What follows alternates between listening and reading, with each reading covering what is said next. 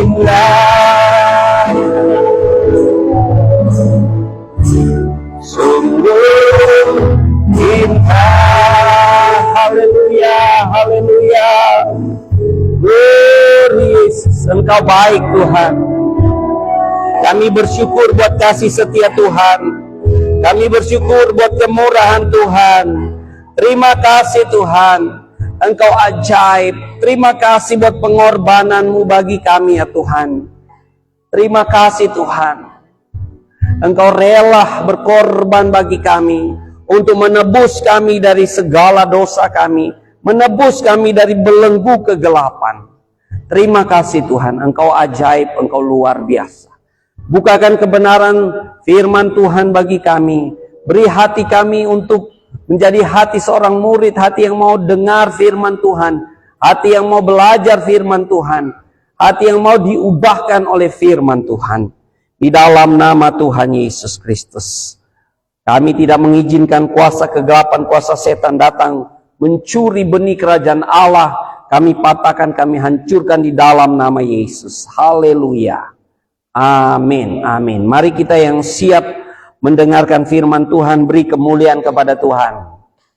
Haleluya. Tuhan Yesus baik, Tuhan Yesus dahsyat.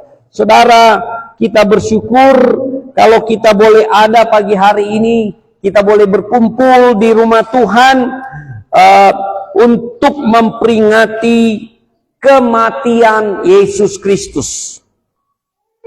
Bagi orang dunia, kematian Yesus Kristus disebut sebagai kesedihan.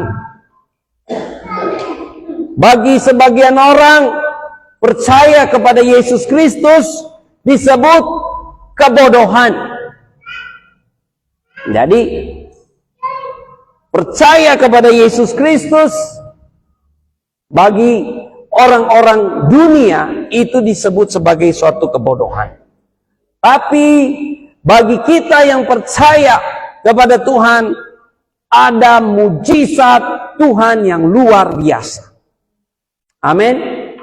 Saudara-saudaraku yang kekasih, saya percaya hari ini saudara akan mengalami perkara ajaib, mengalami kuasa Tuhan, mengalami mujizat Tuhan ketika kita memperingati kematian Yesus Kristus di hari Jumat Agung ini. Amin. Makanya saudara, saya senang memberi tema khotbah pada pagi hari ini adalah mujizat kematian Yesus Kristus. Ada mujizat, ada tanda-tanda ajaib, ada tanda-tanda heran yang begitu luar biasa ketika Yesus mati. Nah, saudara-saudaraku yang kekasih, mari kita buka hati kita di hadapan Tuhan. Kita akan mendengarkan firman Tuhan mulai dari Injil Matius pasal yang ke-27, mulai ayat 45 sampai dengan 54. Injil Matius pasal 27 mulai ayat 45 sampai 54, firman Tuhan berkata demikian. Mari yang kita siap mendengarkan firman Tuhan, buka hati kita. Firman Tuhan berkata, mulai dari jam 12 kegelapan meliputi seluruh daerah itu sampai jam 3. Kira-kira jam 3 berserulah Yesus dengan suara nyaring, Eli, Eli, lama sabatani. Artinya, Allahku, Allahku, mengapa engkau meninggalkan aku? Mendengar itu, beberapa orang yang berdiri di situ berkata, ia memanggil Elia. Dan segeralah datang seorang dari mereka, ia mengambil bunga karang, mencelupkannya ke dalam anggur asam, lalu mencucukkannya pada sebatang bulu dan memberi Yesus minum. Tetapi orang-orang lain berkata, jangan, baiklah kita lihat apakah Elia datang untuk menyelamatkan dia. Yesus berseru pula dengan suara nyaring, lalu menyerahkan nyawanya. Dan lihatlah tabir bait suci terbelah dua, dari atas sampai ke bawah, dan terjadilah gempa bumi, dan bukit-bukit batu terbelah, dan kubur-kuburan terbuka, dan banyak orang kudus yang telah meninggal bangkit. Dan sesudah kebangkitan Yesus, mereka pun keluar dari kubur lalu masuk ke kota kudus dan menampakkan diri kepada banyak orang. Kepala pasukan dan prajuritnya yang menjaga Yesus menjadi sangat takut ketika mereka melihat gempa bumi dan apa yang telah terjadi, lalu berkata, sungguh ia ini anak Allah. Haleluya. Berapa banyak saudara yang mau mengalami mujizat Tuhan? Berapa banyak dari saudara yang mau mengalami kuasa Tuhan? Amin. Pagi hari ini mari kita buka hati kita. Saudara, kematian Yesus bukanlah kematian biasa.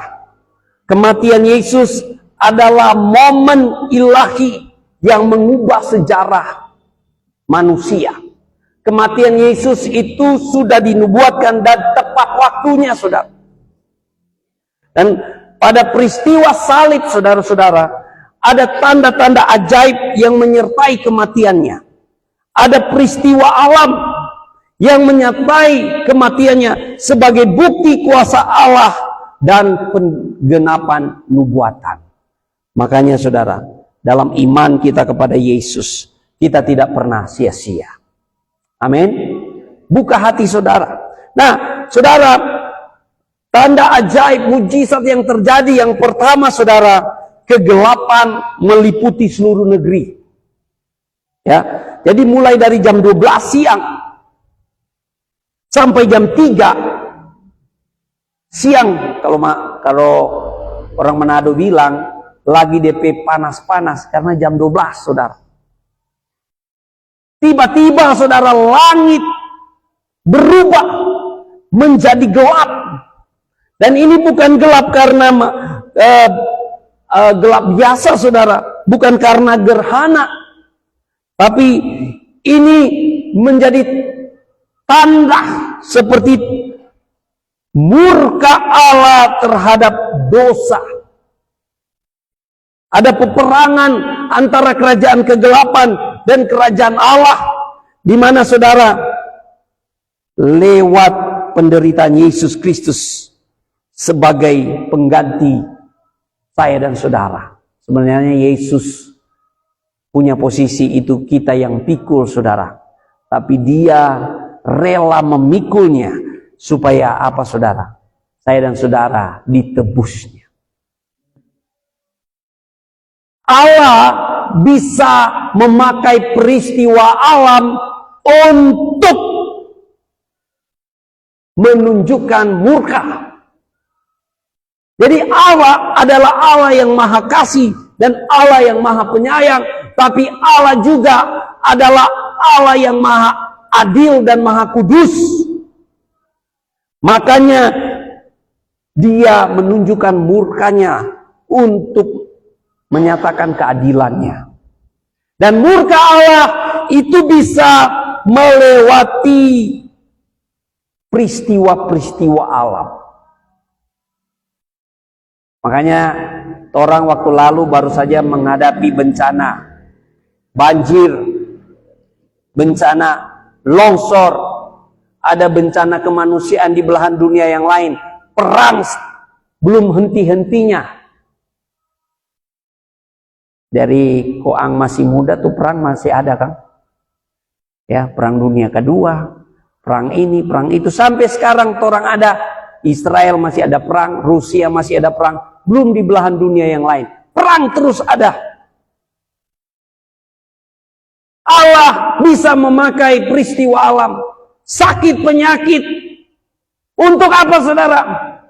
Untuk menyatakan murkanya. Tujuan Allah murka, kenapa, saudara? Supaya manusia bertobat. Bilang sama-sama, bertobat. Supaya manusia berbalik. Jadi saudara-saudara, kalau Tuhan sedang proses kita, Tuhan sedang bentuk kita, jangan sampai Tuhan murka. Bilang kiri kananmu, jangan sampai Tuhan murka. Hargai proses yang Tuhan izinkan. Amin. Kalau Tuhan sedang bentuk kita, cepat-cepat kita berbalik. Tuhan ampuni saya. Saya berdosa. Tuhan ampuni saya.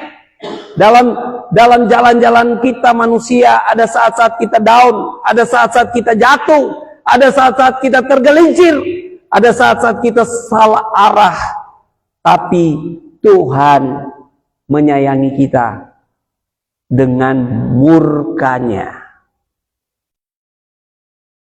Ya, jadi murka Allah bukan untuk membinasakan manusia, tapi untuk memperingatkan manusia supaya kita berbalik. Amin. Kegelapan yang menutupi bumi dari jam 12 sampai jam 3 menunjukkan seperti semesta bersedih. Karena Yesus sang pencipta alam semesta rela memberikan dirinya berkorban buat saya dan saudara. Apakah kita menyadari betapa beratnya harga yang dibayar Yesus untuk menebus dosa kita? Amin. Anda menerima keselamatan dengan cuma-cuma, dengan gratis, tapi bukan murahan, tapi dibayar mahal dengan darah Yesus. Yang percaya katakan amin. Anda itu istimewa karena Tuhan menebus Anda dengan darah paling mahal. Amin. Makanya tidak ada lagi di antara kita anak-anak muda yang merasa rendah diri, yang merasa saya tidak berharga, yang merasa saya punya masa lalu yang kelam, saya punya latar belakang yang tidak baik. Tapi karena penebusan Yesus Kristus di atas kayu salib, saya dan saudara berharga di mata Tuhan. Bilang kiri kananmu, Anda berharga di mata Tuhan. Amin. Anak-anak muda, jangan ya, di sini pastor lihat ada banyak anak-anak muda. Anak-anak muda yang sedang bertumbuh dalam bilang masa puber, itu masa mencari jati diri. Masa di mana merasa dirinya berharga atau tidak. Saudara dengar baik-baik, mulai hari ini bilang sama dirimu, saya berharga di mata Tuhan karena Yesus sudah menebus saya. Amin. Jadi martabat saudara tidak tergantung dari barang-barang yang saudara pakai. Martabat saudara, jati diri saudara tidak tergantung dari branded. Sedangkan branded nama orang, saudara. Coba ganti saudara dengan nama saudara. Wah, kemarin pastor jalan-jalan di Mantos, pastor lihat ini toko-toko besar ini, merek-merek nama orang semua. Pastor bayangkan, coba kita nama ganti situ, Raymond Mantik, merek Raymond Mantik. Barang jadi berharga karena orang.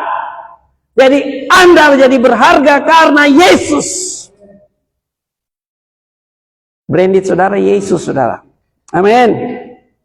Jadi jangan cari jati diri. Banyak cowok-cowok, karena mau dapat lihat supaya ganteng, supaya dapat lihat gaul, baroko.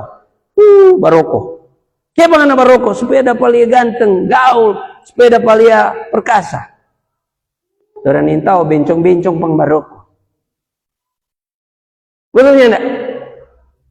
Begitu juga saudara ya. Jadi kegelapan meliputi negeri.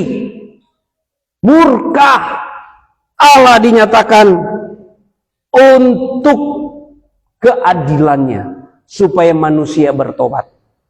Makanya saudara, kalau saudara dengar firman Tuhan hari ini, jangan sampai tunggu murka Allah tercurah saudara. Kalau Tuhan sudah bicara di hati, kalau saudara mau bertobat, bertobat. Amin. Yang kedua saudara, di sini kita melihat ada mujizat yang terjadi, perkara ajaib yang terjadi, yaitu tabir bait suci terbelah dua. Ya, tabir bait suci terbelah dua di sini di ayat 51 dikatakan, dan lihatlah tabir bait suci terbelah dua dari atas sampai ke bawah, dan ya terjadilah gempa bumi. Saudara, tabir bait suci ini memisahkan antara ruang kudus dan ruang maha kudus kalau di bait Allah. Jadi kalau zaman dulu, zaman perjanjian lama, kalau mau masuk gereja, belum ada istilah gereja memang waktu itu, ya, bait suci itu ada tabir, gorden besar. Dan tabir itu memisahkan antara ruang kudus dan maha kudus. Dan yang bisa masuk ruang maha kudus itu sekali setahun cuma imam besar. Ya, cuma imam besar yang bisa masuk ke ruang itu, saudara-saudara. Dan itu setahun sekali. Untuk apa? Meminta pengampunan dosa. Meminta pengampunan dosa umat dan dirinya sendiri. Saudara tahu, ya kalau orang sini semua jalia tabir, orang pikir gorden. Betul nggak? Gorden kecil. Saudara, tabir bait Allah itu tingginya 18 meter. Lebarnya 9 meter, saudara. Tebalnya 10 cm. Bahkan 2 ekor kuda baku tarik, nak mau rabi, orang bilang. Ya. Tebal dari leman, saudara. Tebalnya 10 cm, saudara. Jadi 2 ekor kuda baku tarik nggak bisa sobek, saudara. Saudara bayangkan 18 meter bisa sebesar bangunan ini, saudara. Ya toh? Tapi waktu Yesus mati, saudara, tabir itu terbelah dua. Wow. Ini menandakan bahwa akses kepada Allah terbuka lebar, terbuka luas. Allah sendiri mengoyakkannya dari atas ke bawah. Karena zaman dulu, orang kalau mau datang kepada Allah harus lewat imam. Meminta ampun dosa harus lewat imam. Tapi Yesus sudah jadi imam besar agung yang memberikan dirinya menjadi korban supaya setiap orang beroleh akses penuh masuk ke dalam ruang Maha Kudus. Makanya kitab Ibrani katakan, sekarang ini kita beroleh kasih karunia, kita beroleh keberanian untuk menghampiri takhta kasih karunia Allah. Karena apa? Pengorbanan Yesus Kristus. Amin. Jadi kalau saudara ada bikin salah, bikin dosa, torampe salah dan torampe dosa cuma orang yang tahu dan Tuhan yang tahu. Betul enggak? Orang tidak perlu perantara manusia lagi untuk datang kepada Allah. Yesus adalah satu-satunya jalan kita, satu-satunya perantara kita, satu-satunya pembela kita. Bahkan Yesus dikatakan, Yesus adalah juru syafaat kita. Dia adalah, pakai bahasa hukum, dia adalah pengacara kita. Dia membela kita dari dakwaan-dakwaan si jahat. Ya, iblis dakwa kita tiap malam, tiap hari. Iblis mulai dakwa, oh ngana lia itu Nataya, ngana lia itu Abel, pam bikin dosa, pam melawang orang tua, bla bla bla dan sebagainya di hadapan Allah. Tapi Yesus oleh kasih karunia-Nya membela kita, bukan untuk kita bikin dosa, untuk kita hidup benar, hidup kudus di hadapan Tuhan. Amin. Jadi mujizat tabir bait Allah terbelah dua, saudara. Tabir ini biar ngoni pe gunting jago, ngoni pe gunting itu 10 cm itu. Enter kuda mau baku tarik nggak boleh, nggak bisa, nggak mau rabe. Tapi Allah sendiri yang menyobeknya, saudara. Anda beroleh kasih karunia untuk masuk di ruang Maha Kudus. Amin. Makanya waktu orang menyanyi, ku masuk ruang Maha Kudus. Amin.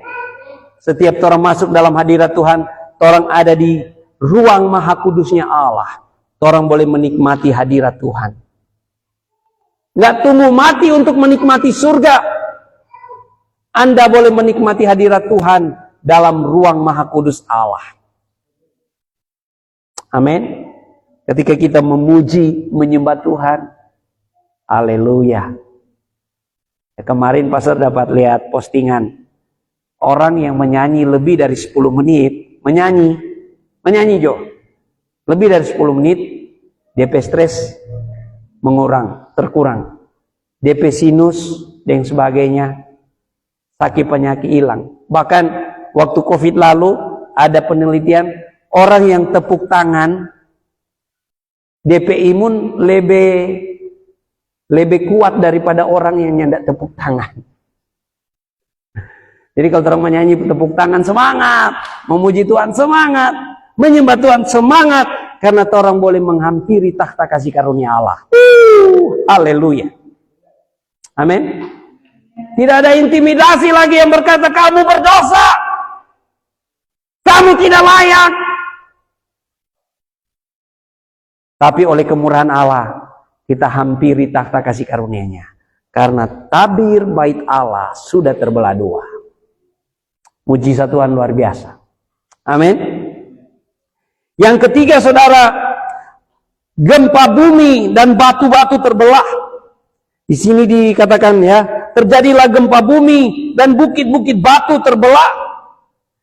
Gempa menandakan kuasa Allah yang sedang bekerja dalam alam semesta. Ya, gempa yang menggoncangkan fondasi dunia. Ini melambangkan bahwa Allah sanggup menggoncangkan dunia lama. Dosa, kematian, keterpisahan dari Allah digoncangkan, dihancurkan lewat peristiwa kematian Yesus Kristus. Kematian Yesus mengguncang hidup manusia agar tidak lagi hidup dalam dosa, tapi dalam pertobatan dan pembaharuan. Amin. Waktu Yesus mati, gempa bumi terjadi, saudara. Kegoncangan terjadi. Dasar-dasar bumi bergoncang, saudara. Supaya apa, saudara? Kita manusia menyadari, manusia ini terbatas. Saudara pernah dengar istilah alam semesta menopang? Amin. Bapa kami yang di surga, langit dan bumi Engkau punya. Hutan Engkau punya, laut Engkau punya, apa per kami? Ya toh, orang gunung bilang, semua Tuhan punya. Memang semua Tuhan punya. Amin. Kalau orang hidup benar, hidup kudus di hadapan Tuhan, saya percaya alam semesta menopang kita. Amin. Waktu Yesus mati, gempa terjadi, saudara.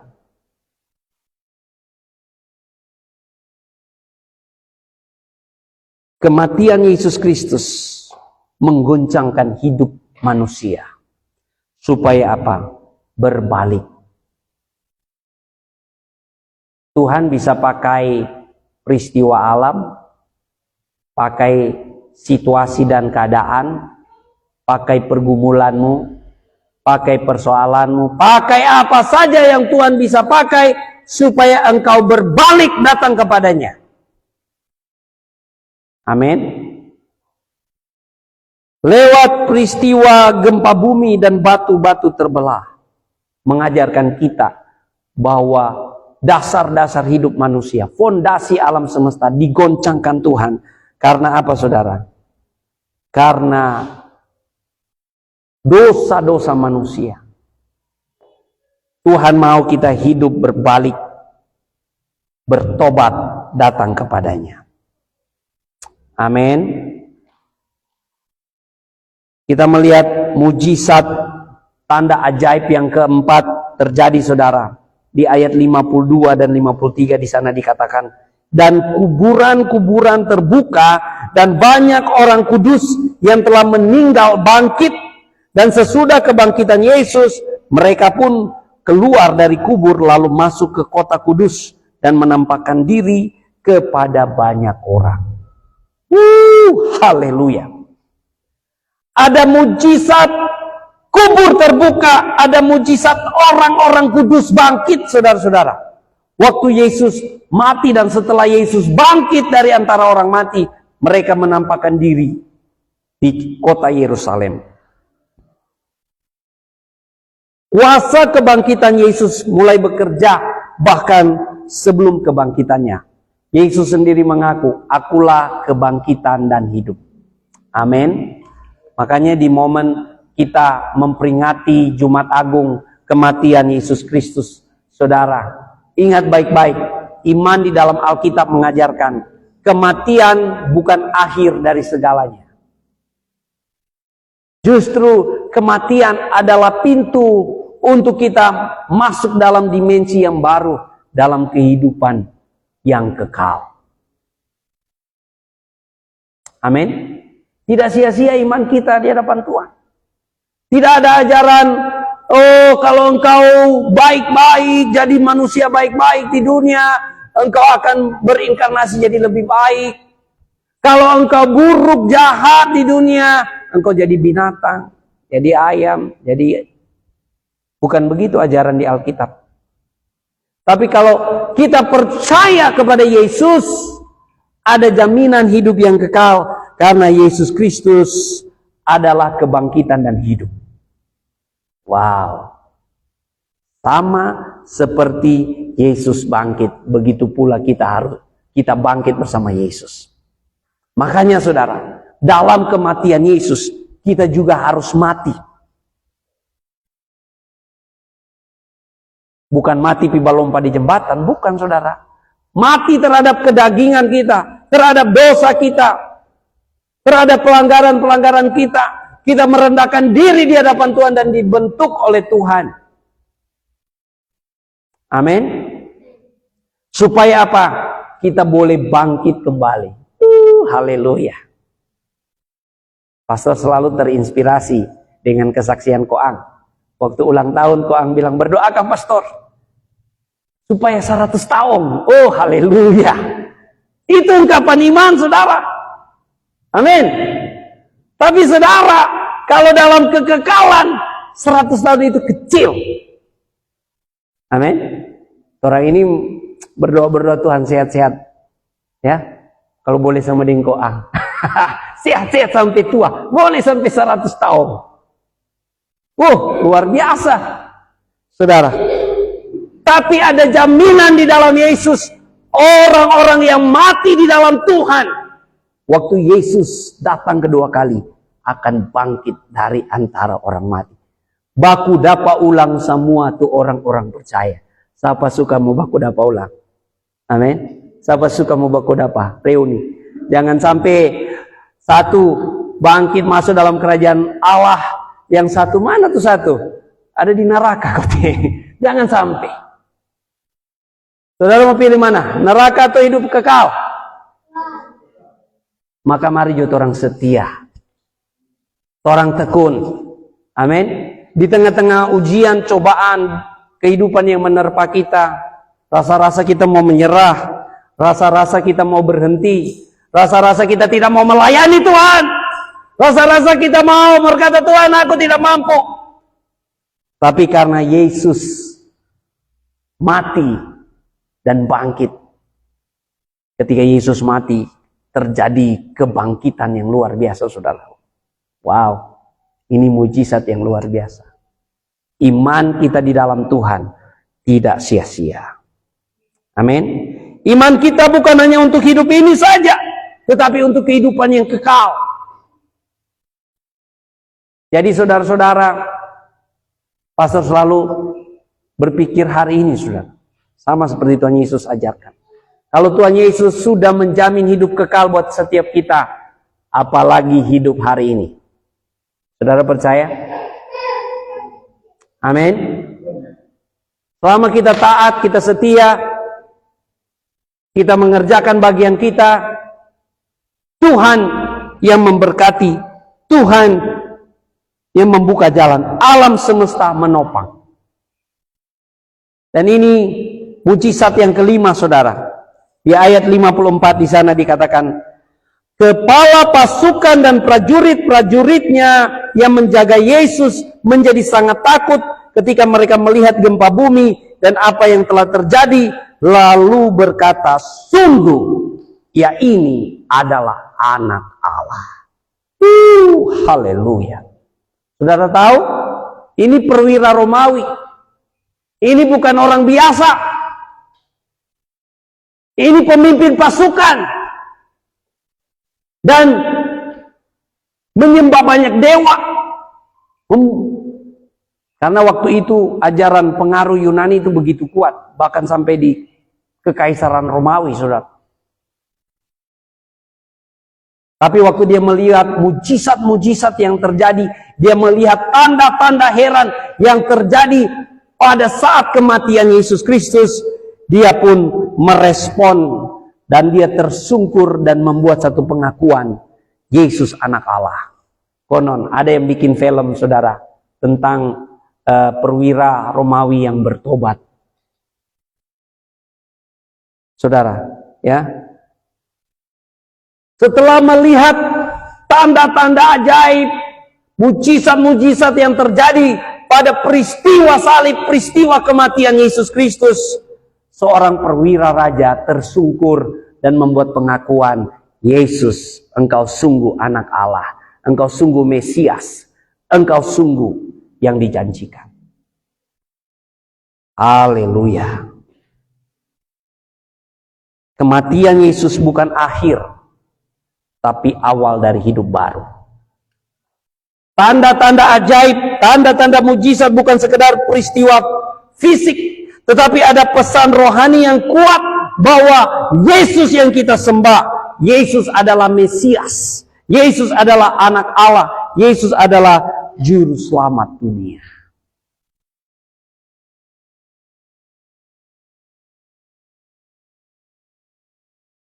Respon saudara pagi hari ini ketika memperingati kematian Yesus Kristus.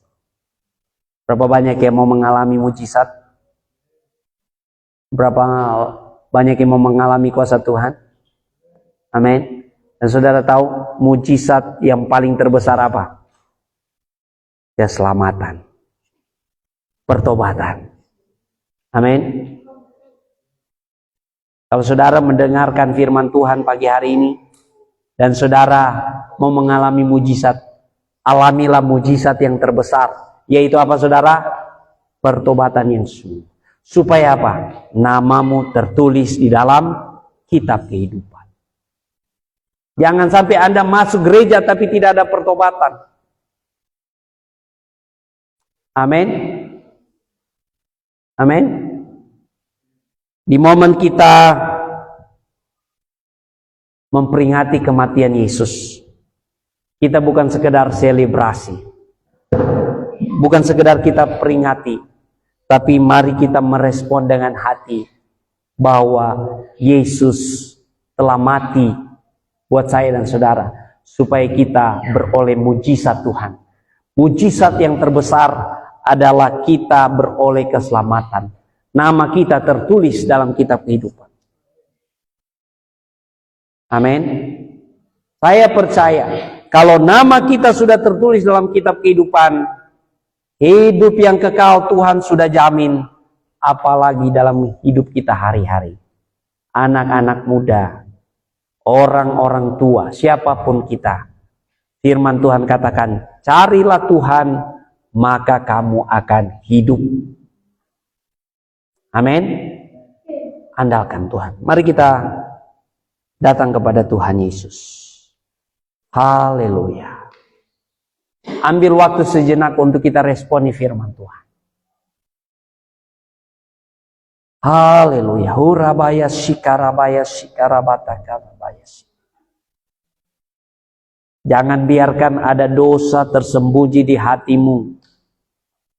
Biarkan di momen yang luar biasa ini kita beroleh mujizat Tuhan. Haleluya, haleluya. Yesus mati persis pada hari Paskah.